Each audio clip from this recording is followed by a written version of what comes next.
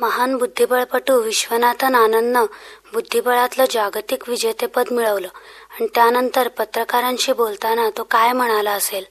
तो म्हणाला, आता मला तीव्र ओढ लागलीये ती देशात आणि घरी परतायची. विजेतेपदाचा हा आनंद मला माझ्या कुटुंबाबरोबर साजरा करायचाय. विश्वनाथन आनंदसारखे खेळाडू स्पर्धेनिमित्त जगभर फिरत असतात, पण काही विशेष असं कमावलं की त्यांना हमखास आठवण होते ती कुटुंबाची.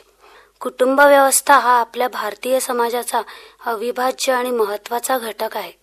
आपल्या देशात जेवढ्या या व्यवस्थेला महत्त्व आहे तेवढं बहुधा कुठंही नसेल. आजूबाजूच्या परिस्थितीत बदल झाले तरी कुटुंबाच्या स्थानात बदल झालेला नाही.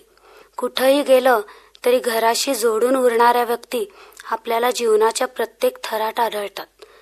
अजूनही कुटुंब ही आपल्यासाठी आपल्या यशानं आनंदित होणारी, आपल्या चुकांना सावरणारी, आपल्या दुःखावर मायेची फुंकर घालणारी, आपल्या प्रयत्नांना समरसून पाठबळ देणारी अशी जागा आहे. पण मग हे कुटुंब म्हणजे तरी कोण? कुटुंब म्हणजे आई वडील, भाऊ बहीण, पत्नी, मुलं, आजी आजोबा असं ढोबळपणे म्हणता येईल. पण गेल्या काही वर्षात कुटुंब या शब्दाची व्याख्या आणि व्याप्ती बदलत गेली आहे असं आपल्या लक्षात येतंय. पूर्वी कुटुंब म्हटलं की आई वडील, काका काकू, त्यांची मुलं, आजी आजोबा, सख्खी भावंड, चुलत भावंड, घरात या ना त्या कारणानं राहिलेले जवळचे वा दूरचे नातलग, कधी आश्रित, अनेक वर्ष घरात काम केल्याने घरचेच बनून गेलेले नोकर, असं सगळं चित्र डोळ्यासमोर यायचं. किंबहुना सगळीकडेच अशी 20-25 माणसं असलेली भली मोठी कुटुंब अस्तित्वात होती. पण ही परिस्थिती हळूहळू बदलली. कधी शिक्षणासाठी तर कधी नोकरीसाठी घरातला एखादा भाऊ उठून शहरात जायला लागला. बरोबर त्याचं कुटुंब म्हणजे बायको मुलंही जायला लागली. गावातील कुटुंबाचं शहरात वा तालुक्याच्या ठिकाणीही एक घर झालं. हळूहळू याचं प्रमाण वाढत जाऊन कुटुंब विभक्त होऊ लागली. शिक्षण, नोकरी, व्यवसाय, परदेश गमन यासाठी दुसरीकडे जायचं प्रमाण वाढू लागलं. कुटुंब विभक्त झाली ती आधी परिस्थितीमुळं, गरज म्हणून आणि नंतर हळूहळू इच्छा म्हणूनही. स्वातंत्र्यानंतर आजूबाजूच्या सामाजिक परिस्थितीचा जोरही कमालीचा वाढला. त्याचाच हा अपरिहार्य परिणाम होता. काही विभक्त कुटुंबात आई वडील येऊन राहिले. काही जणांच्या बाबतीत मात्र विभक्त झालं तरी गावातलं वा आई वडिलांचं घर हे सणासुदीच्या निमित्त जमण्याचं ठिकाण झालं. गणपती, दिवाळी व मे महिन्याची प्रदीर्घ सुट्टी अशा वेळी ही विभक्त कुटुंब पुन्हा एक व्हायची आणि तेवढ्या काही दिवसांपुरता तरी तुटलेला सुसंवादाचा धागा जोडला जायचा. आता हा सुसंवादाचा धागा खूपच महत्त्वाचा असा कुटुंबाला एकत्र ठेवणारा घटक आहे हे निश्चित. अविभाज्य अशी कुटुंब संस्था आधुनिक काळात लोप पावत असली तरी स्वतंत्र कुटुंब संस्था मात्र तग धरून आहे. विचार हा कुटुंब संस्थेचा फार मोठा आधार आहे. पण विचारांमध्ये मोठ्या प्रमाणात मतभेद निर्माण झाले तर कलह निर्माण होतो आणि याच कलहामुळं कुटुंबातील सदस्यांची मनं कलुषित होतात आणि एकदा का मनं कलुषित झाली की मग विभक्त कुटुंब संस्था अस्तित्वात येते आणि मग काही वेळा कुटुंबातील सर्वच सदस्य एकमेकांवर रोष धरून वावरतात. काही वेळा असंही होतं की परिवारातील प्रत्येक व्यक्ती घरावर, संपत्तीवर आणि एकूणच हक्क सांगता येतील अशा सर्व वस्तूवर आपला अधिकार सांगते.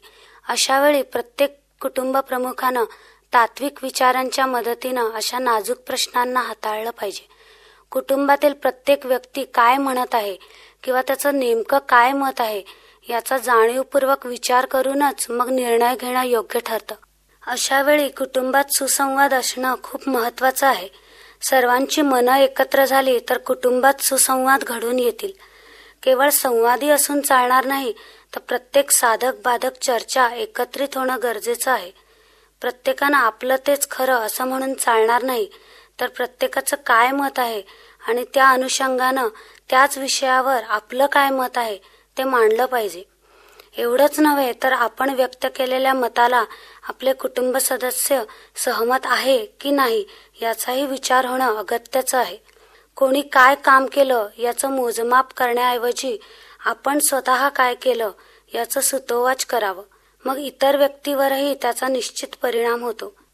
पती पत्नी, नणंद भावजय, सासू सून यांच्या विचारांमध्ये एकवाक्यता असणं गरजेचं आहे. यापैकी एकानं जरी आपलं तोंड फिरवलं तर कुटुंब संस्था गढूळ होणं अट्टळ आहे. आणि म्हणूनच नात्याची बूज जपताना एकत्रित सुसंवादाची गरज आहे. प्रत्येकाचं मन, इच्छा, आशा, आकांक्षा जाणून घेतल्या पाहिजेत. कुटुंबातली एखादी व्यक्ती का काम करत नाही, त्यामागचं काय कारण असावं, त्या व्यक्तीला इतर कोणत्या कामात रस आहे का, असा विचार झाल्यास समस्येचं निराकरण होण्यास मदतच होईल. आता शलाकाचंच उदाहरण घेऊया. एकत्र कुटुंबात वावरणारी शलाका घरचं काहीच काम करत नव्हती. म्हणून तिच्या इतर 2 जावा संध्याकाळी घरचे सर्व जेवायला बसले की कुरकुर करायच्या, तिच्या तक्रारी करायच्या. त्यामुळं घरात रोज तंटा व्हायचा.